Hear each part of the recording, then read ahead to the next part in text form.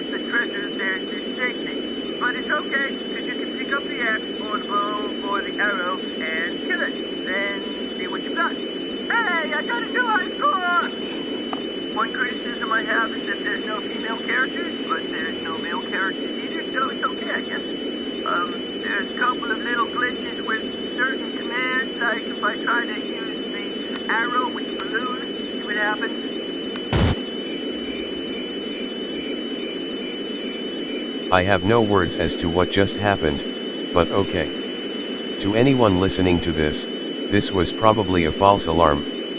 Now if you'll excuse me, I'm going to play this game called Calculator.